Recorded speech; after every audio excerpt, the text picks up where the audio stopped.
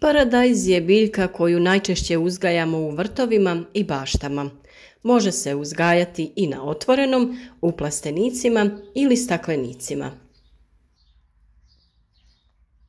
Bilo da se uzgaja u zatvorenom ili na otvorenom prostoru, vrlo je jednostavan za uzgoj. U ovom videu pričati ćemo o tehnologiji uzgoja paradajza na otvorenom i u zatvorenom prostoru te o rezultatima koji se mogu postići. Sam korijen biljke je vretenastog oblika i ima puno bočnih žila. Glavni korijen prodire u tlo do dubine preko 1 metar. Ovisno o kvaliteti tla, većina korijenovog sistema nalazi se na dubini do pola metra. Sama krošnja biljke je vrlo razgranata, a doseže visinu od pola metra do 3 metra.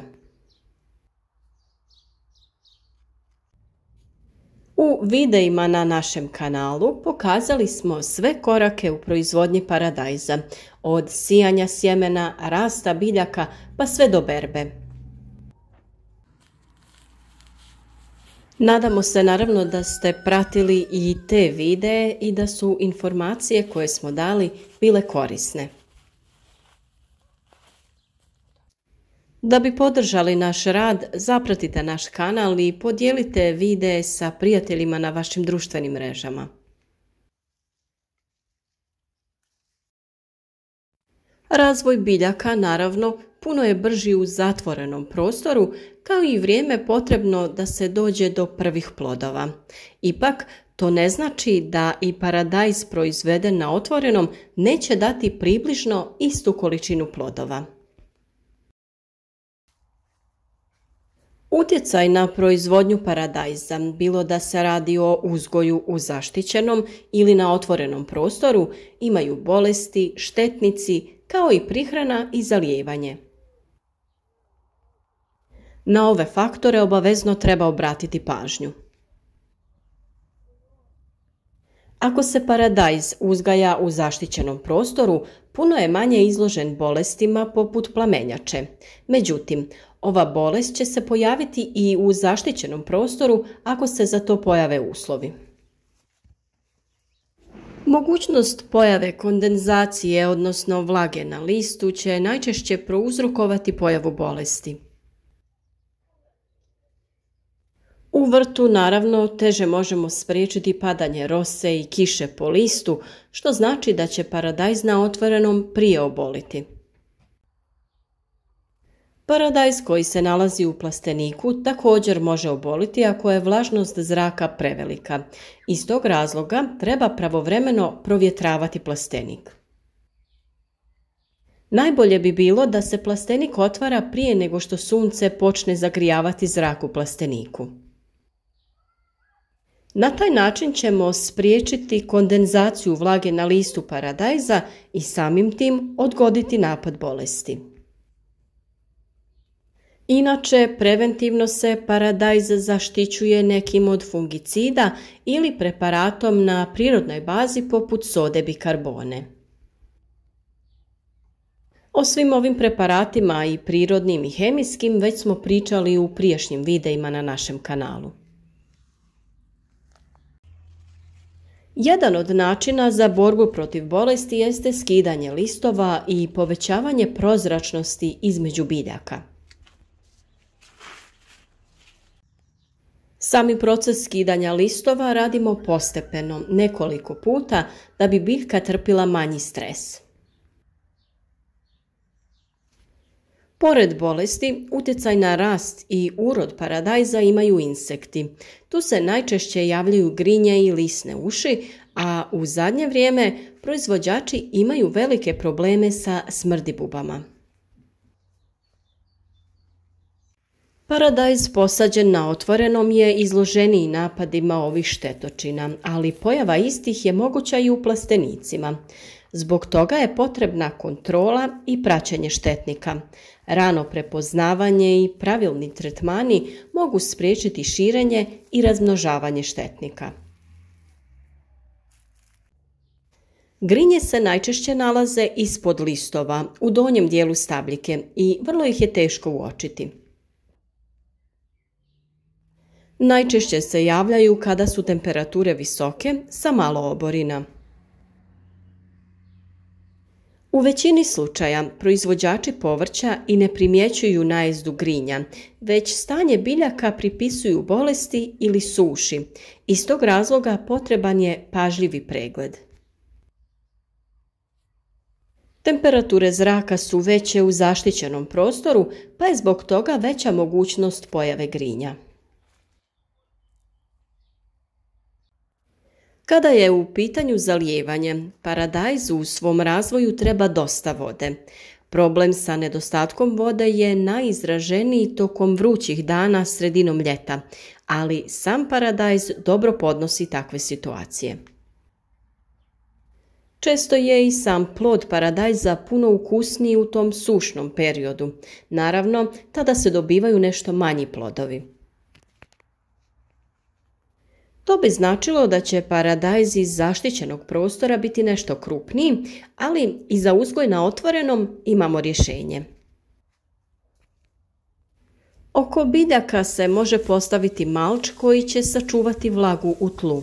Taj malč može biti organski i anorganski.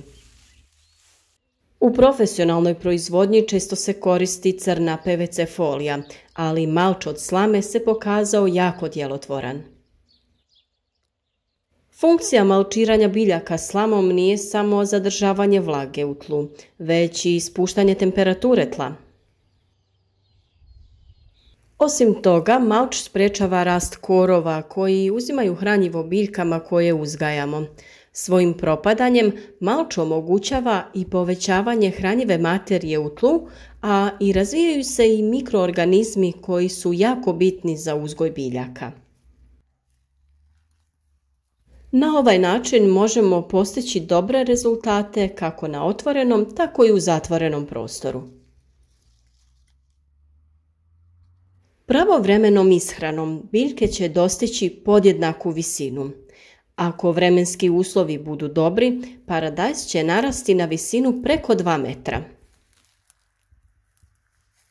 Za to ćemo naravno morati koristiti neku vrstu naslona.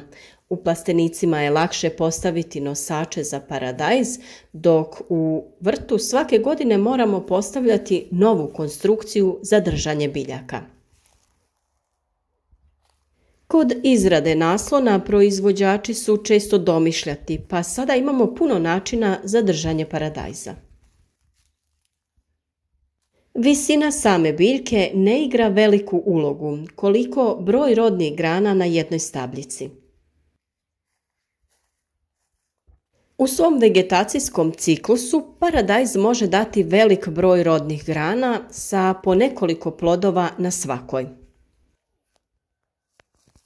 Najčešće se broj plodova po grani kreće između 5 i 10, ali broj rodnih grana je različit. Paradajz koji se uzgaja u zatvorenom prostoru ima više vremena za razvoj plodova na gornjim granama. U tim uslovima ostaviti ćemo 5 ili 6, a nekada i 7 rodnih grana. U vanjskim uslovima broj rodnih grana je nešto manji. Nakon prvih jesenjih kiša, paradajz na otvorenom prestaje sa razvojem plodova i tu se vegetacija završava. Pravovremenim skidanjem zaperaka i pravilnom prihranom možemo oblikovati biljke koje će i na otvorenom prostoru biti kao i one u plasteniku. Kada je u pitanju prihrana, nju najčešće dodajemo kroz sistem za navodnjavanje, a i u jednom i u drugom slučaju možemo primjenjivati i folijarnu prihranu. Velik problem se javlja ove godine sa nedostatkom kalcija. Dodavanje kalcija u tlo nije davalo rezultate jer ga biljke nisu mogle usvojiti. Razlog tomu su visoke temperature. Budući da su u plasteniku veće temperature, biljke tada imaju više problema sa usvajanjem kalcija. Ipak, proizvođači često zanemaruju potrebu biljaka za kalcijem i često reagiraju tek ako moraju. A tada već bude kasno i velik broj plodova biva zahvaćeno sa vršnom truleži na plodu. Naime, kalcij se dodaje u tlo već u fazi cvjetanja i formiranja plodova. Na to treba obratiti pažnju, ali u svakom slučaju ne treba pretjerivati. Pretjerano dodavanje nekog hranjiva može blokirati usvajanje nekog drugog hranjiva, što može dovesti do novog problema. A sada, zaključak bi bio da oba načina uzgoja mogu dati dobre rezultate. Naravno, plastenik ima neke prednosti, ali okus paradajza iz vrta je dovoljno dobar argument koji će prevagnuti na vanjski uzgoj.